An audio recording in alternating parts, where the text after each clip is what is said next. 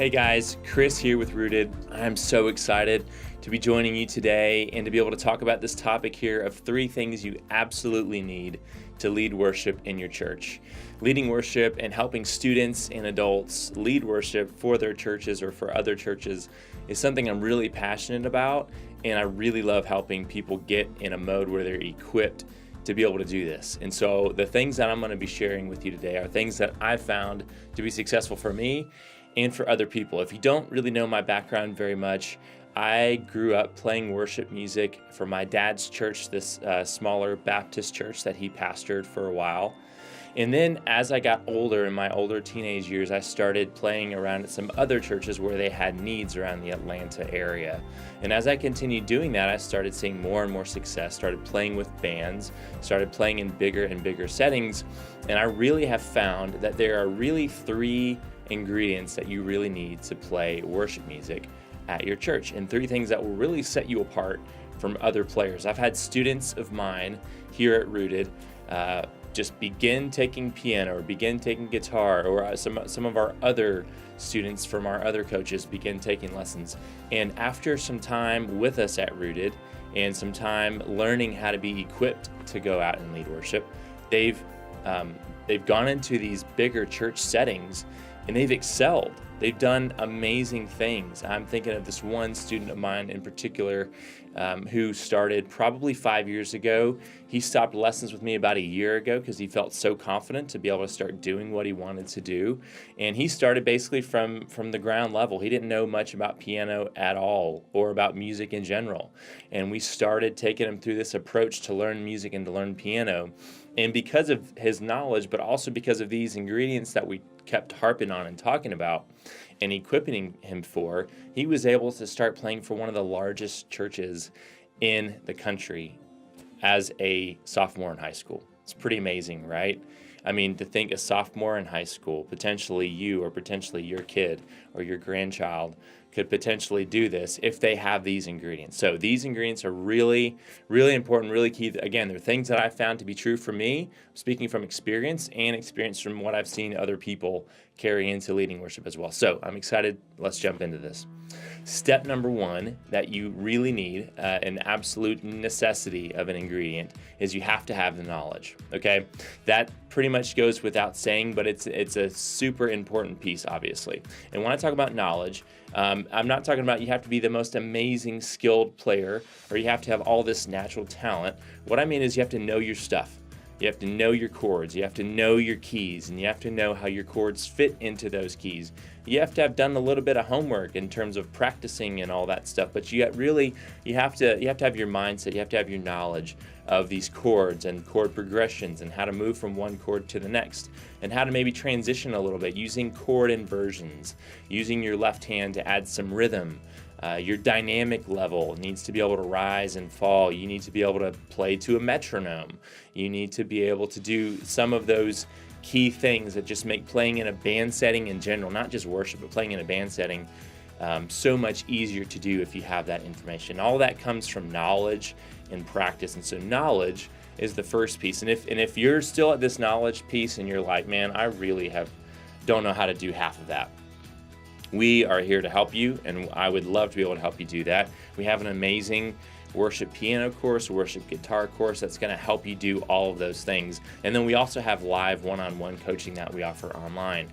Any of that as you would like to do, I'd love for you to, as I'm walking you through these steps, if you're like, I'm not ready for that yet, I don't really feel confident there, I'd love for you to reach out to us at support@rootedmusiconline.com, and we'd love to help you take any of this to the next level, okay?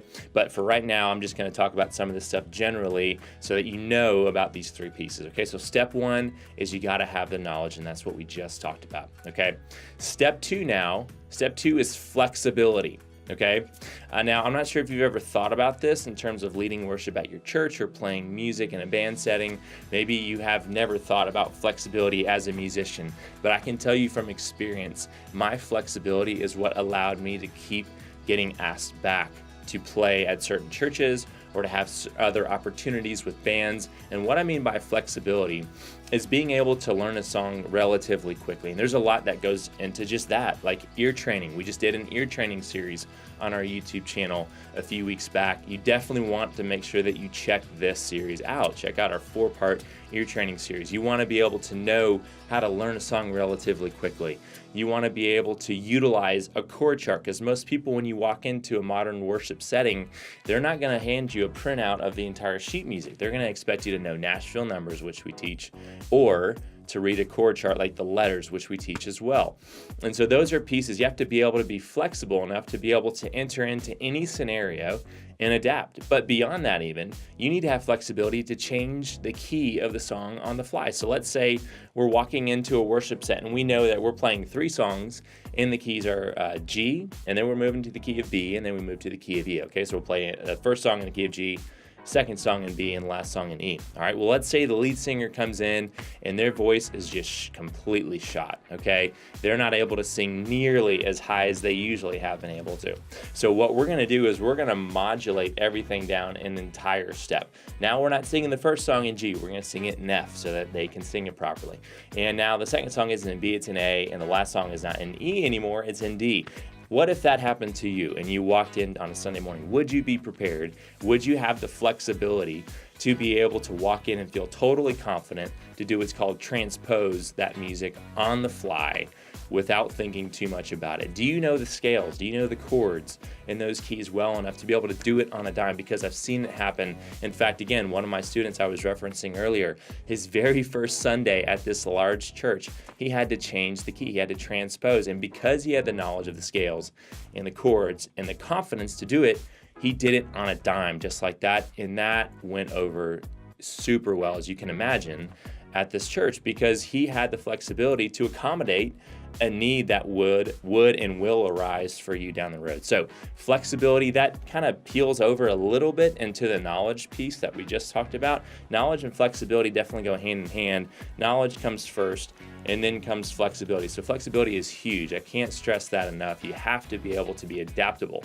to certain settings. You have to be able to listen to your drummer or to your guitar player, to your other members of your band, and maybe the exact part that you learned in the music isn't what's going to fit best with the band. And so you need to really adapt what you're playing so that you all collectively sound good as a unit, right? And so there's so many things that go into flexibility, but those pieces are what feed into flexibility, and that's one of the major components. That's key ingredient number 2 to being ready to lead worship, which then brings me to the last ingredient, and that's preparation.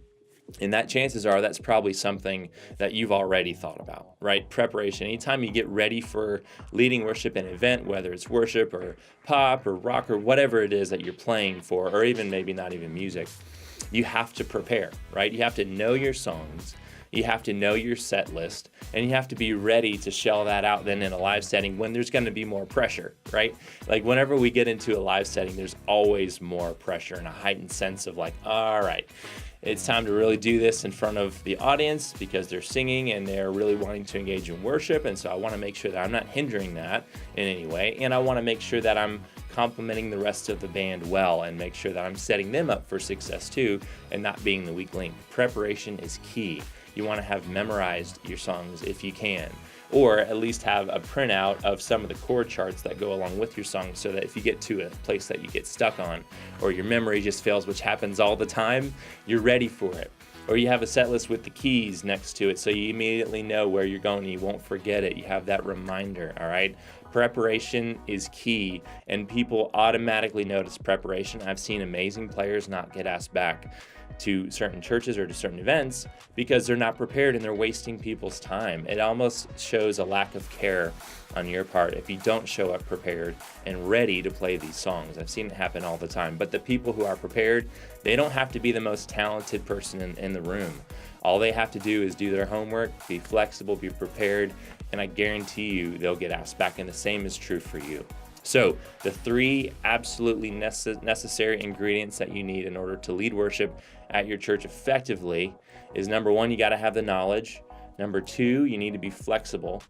And number 3, you need to prepare. You need to have the preparation. Okay, so again, like what I mentioned after the knowledge piece, if any of that you feel like you're not up to snuff on, or if you feel like you just are lacking something in either one of those, in any one of those three areas, that's where we would love to step in as Rooted and help you out. We have a beginner guitar course. We have a beginner worship piano course where we address a lot of that information. And if you feel like you're beyond any of that information, maybe it's, hey, I just need a personal coach for a couple months to help me really learn how to be flexible and how to prepare. Like I know that I need to prepare, but what do I need to do to prepare? What are the steps that I need to take? And our coaches love seeing students be equipped to go into a worship scenario. All of our coaches who coach with me at our studio here in Atlanta, they lead worship at churches around the city and also around the country.